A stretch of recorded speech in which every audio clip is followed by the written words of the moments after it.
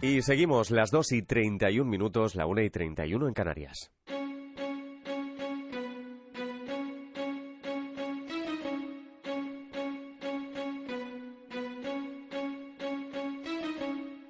Pues hace un año comenzaba la búsqueda de los restos de Miguel de Cervantes en un osario situado bajo la cripta del convento de las Trinitarias, en Madrid.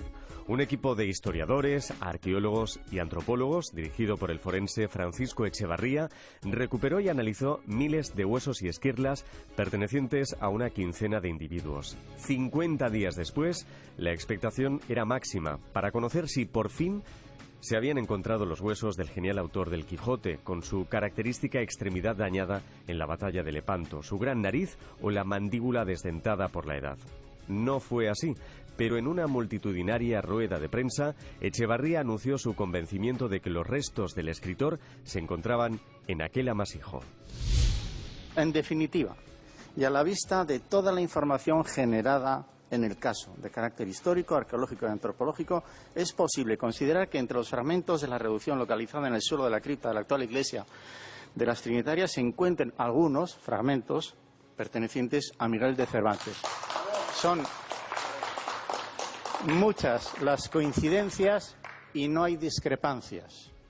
Ese es el punto en el que nos encontramos en este momento de la investigación. Los huesos de Cervantes estaban mezclados con los de su mujer Catalina de Salazar y con al menos otras 13 personas. Identificar a quién pertenecía cada uno resultó prácticamente imposible porque no se pudo hacer la prueba del ADN.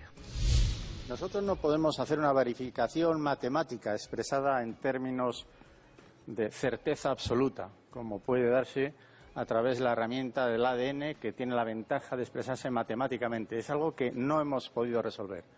Y por eso somos prudentes y al mismo tiempo estamos muy ilusionados internamente. Yo quiero decir que todos los miembros del equipo estamos convencidos de que tenemos entre esos fragmentos algo de Cervantes. Pero no obstante, no lo puedo decir en términos de certeza absoluta. Los restos fueron depositados finalmente en un monumento erigido en su honor en la iglesia de San Ildefonso del convento de las Trinitarias de Madrid, bajo una placa con unos versos de los trabajos de Persiles y Segismunda, que reza lo siguiente: el tiempo es breve, las ansias crecen, las esperanzas menguan, y con todo esto llevo la vida sobre el deseo que tengo de vivir. Para la entonces alcaldesa de Madrid, Ana Botella, se saldaba una deuda con Cervantes y con el legado histórico-cultural español.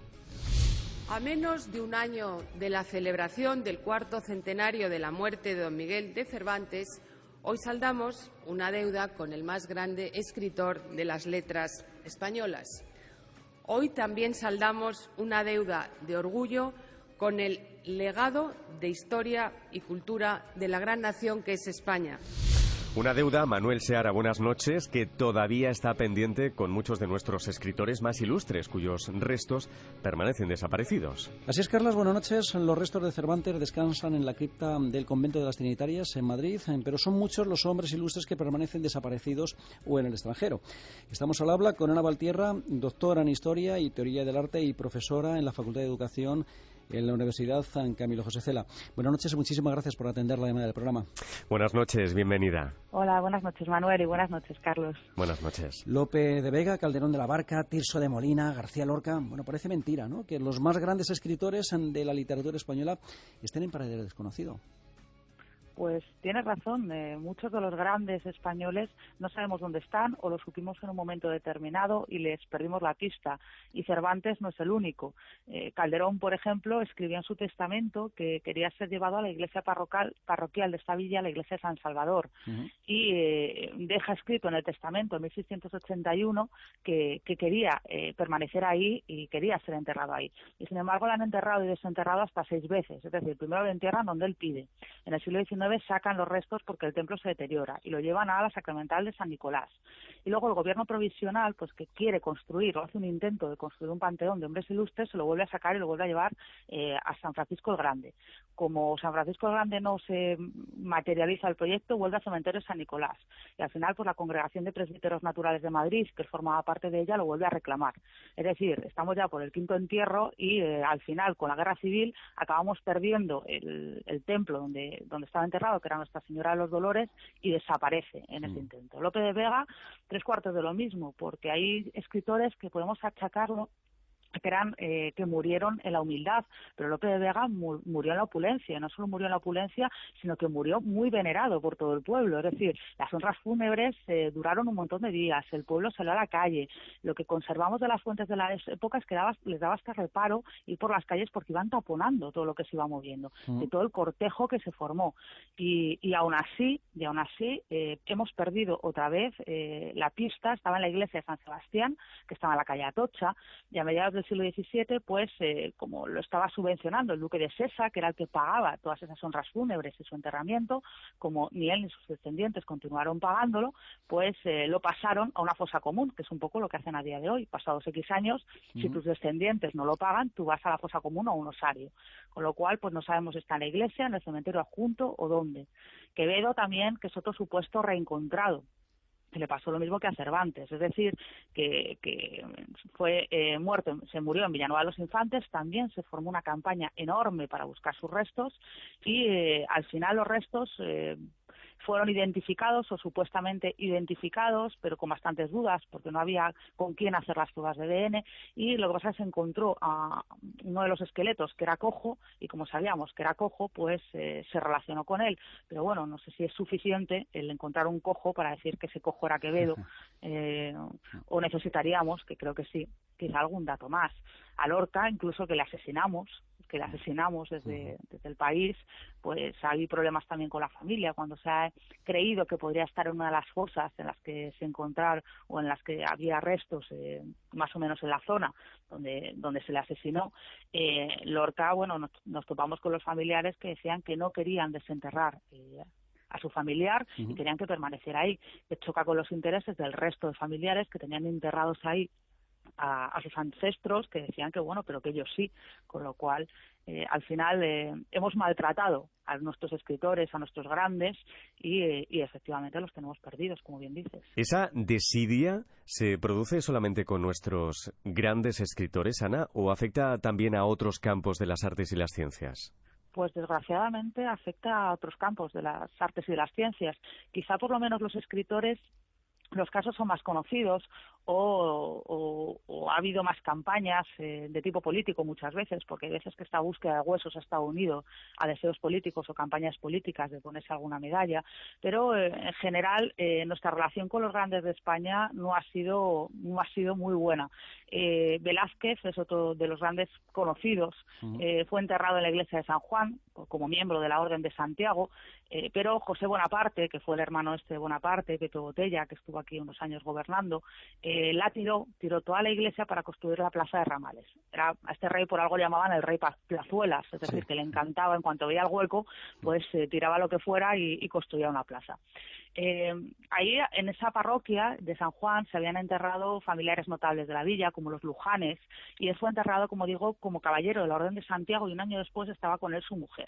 Entonces la iglesia se tiró, como digo, con este rey, los restos se perdieron y bueno, también se intentaron buscar sus restos. En 1999 se hicieron excavaciones en la plaza de Ramales, que también fueron muy sonados porque iban a construir un parking debajo de la plaza, y se barajó que entre las ruinas estuvieran Velázquez y su mujer, aunque no sabíamos muy bien en qué parte de la iglesia habían sido enterrados.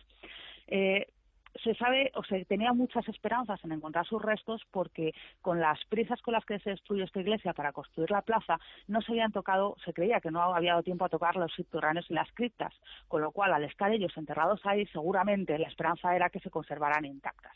Pero bueno, que en el 2001 se terminaron las excavaciones, no dieron con él, no había ningún resultado concluyente y bueno, volvieron otra vez a salir en prensa a través de dos cuerpos que se encontraron posteriormente, que era un hombre y una mujer de una edad parecida a la que debían tener Velázquez y Juana Pacheco, que era su mujer. Se quisieron hacer estudios de ADN, se quiso estudiar el dedo de Velázquez comparándolo con la huella que hubiera podido dejar en alguna de sus pinturas. Pues claro, al pintar, pues dejas la huella en algún momento que toque. Ahora sí, pues tampoco dio mucho fruto. Goya es otro caso también bastante sonado. También ha tenido varias moradas. La tumba la tiene en Burdeos, que es donde murió, y a día de hoy está en San Francisco, pero no está entero, le falta la cabeza. cuando desenterraron el cadáver de Goya para traérselo para acá, en 1881, que es la primera vez que se va a exhumar este cadáver, España y Francia cruzan telegramas y Francia le dice, oiga, que tenemos a Goya pero que no tiene cabeza. Y el gobierno español contesta, envíe Goya con cráneo o sin él. Y efectivamente pues mandaron a Goya sin el cráneo, que es como lo conservamos enterrado a día de hoy. Pero bueno, por lo menos le tenemos medianamente localizado. Murillo es otro de los que tenemos perdidos también. Su última voluntad es que le enterrasen en la parroquia de la Santa Cruz, en Sevilla, y que le dijesen misa en esta iglesia, en la del convento de la Merced. Pero la iglesia de la Santa Cruz desaparece durante la ocupación francesa de Sevilla en la Guerra de Independencia, y en su solar otra vez lo ocupa una plaza, que es la Plaza de Santa Cruz, y en cuyo subsuelo sabemos que están los restos de este pintor, totalmente perdidos, y nos lo recuerda una placa. Pero vamos, que nos ha afectado tampoco, no solo a los pintores que son menos conocidos, sino también hablamos de ilustres militares, el gran capitán, por ejemplo, Gonzalo Fernández de Córdoba, que era el puntal militar de los Reyes Católicos y que tantas victorias dio a España, hace poco se ha demostrado que no está en el monasterio de San Jerónimo de Granada. Es decir, que desgraciadamente afecta a todos los campos, aunque el de los literatos, como digo, es un poco más conocido.